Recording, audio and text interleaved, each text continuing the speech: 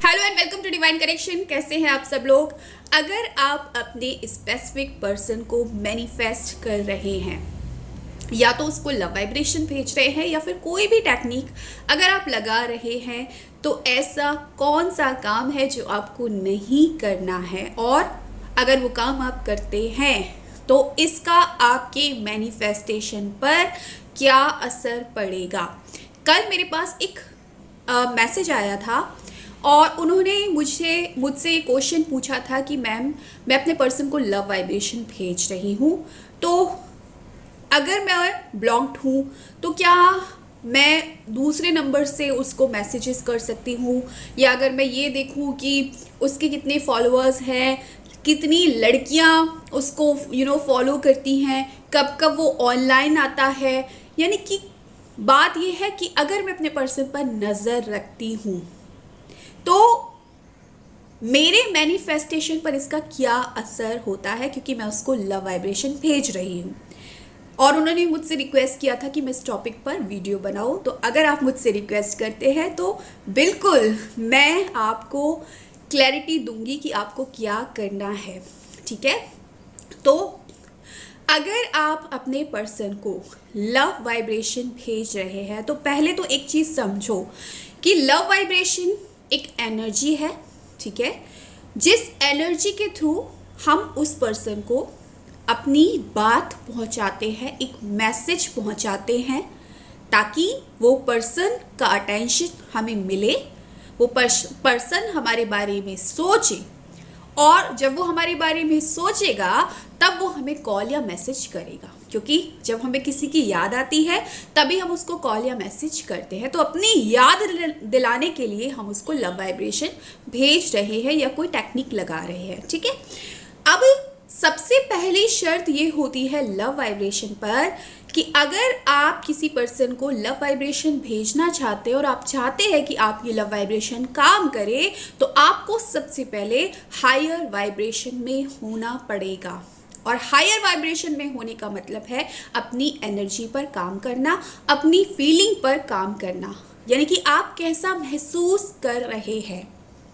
अगर आप अच्छा महसूस कर रहे हैं, इसका मतलब है कि आप हाई वाइब्रेशन में हैं और आप रेडी हैं अपने पर्सन को मैनिफेस्ट करने के लिए या अपने पर्सन को लव वाइब्रेशन भेजने के लिए। और आप कब महसूस करेंगे अच्छा? जब आप अपने पर्सन को अपने साथ महसूस करेंगे। राइट, हाई वाइब्रेशन में रहकर ही लव वाइब्रेशन काम करती है। अब अगर आप उसको लव वाइब्रेशन भेज रहे हैं, दूसरी तरफ आप उसको स्टॉक कर रहे हैं, कुछ भी कोई भी आईडी से, फेक आईडी से आप उसको नज़र रखते हैं, उस पर उसका ट्रू कॉलर पे उसको देखते हैं, या फिर आप ब्लॉक नहीं है तो उसको बार बार ऑनलाइन उसका लास्ट सीन चेक करते हैं, या कुछ भी अगर करते हैं, यानी कि आपका फोकस जो है वो उस पर्सन के ऊपर है। और जब आप ये काम कर रहे होते हैं तो आप क्या फील कर रहे होते हैं? आप जब उसको स्टॉक करेंगे, आप उसको जब ऑनलाइन पाएंगे तो क्या होगा, आपके अंदर एक खराब फीलिंग आएगी, एक बैड फीलिंग आएगी कि मेरा पर्सन ऑनलाइन है लेकिन मुझसे बात नहीं कर रहा है।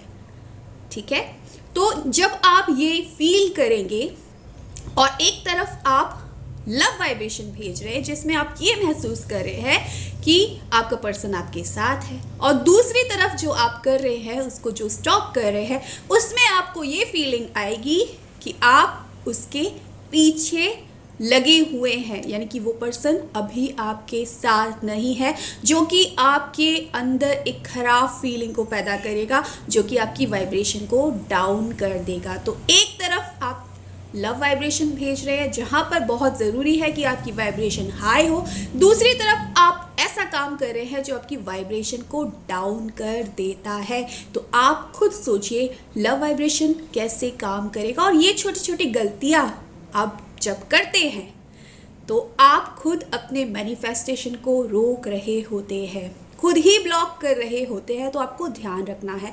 दूसरी चीज़ ये कि आप उसको चेज कर रहे हैं, भले ही आप उस इंसान को फिजिकली बात नहीं कर रहे हैं, लेकिन स्टॉक कर रहे हैं, लगातार उसके बारे में सोच रहे हैं, तभी आप उसको स्टॉक कर रहे हैं। तो ये वाइब्रेशन भी उस पर्सन के पास जा रही है, उस पर्सन को सब कुछ सबकॉन्शियसली पता चल रहा है और वो पर्सन इरिटेट हो रहा है। सफोकेशन होती है आप उस पर्सन को आपके इस थॉट से, इस चेजिंग थॉट से, क्योंकि आप चेज कर रहे हैं। तो चेज नहीं करना है, मेंटल चेजिंग भी नहीं करनी है, फिजिकल चेजिंग भी नहीं करनी है। प्यार से उस पर्सन को अट्रैक्ट करना है और इस फीलिंग के साथ अट्रैक्ट करना है कि वो पर्सन ऑलरेडी आपके साथ है। तो जब भी आप लव वाइब्रेशन भेजें, इस चीज़ का ख्याल आपको रखना है कि आपको उसको कभी भी स्टॉक नहीं करना है, कभी भी आपको मेंटल चेज नहीं करना है, क्योंकि ये चीज़ आपके मैनिफेस्टेशन में रुकावट डाल सकती है। So thank you so much for watching my video. Bye.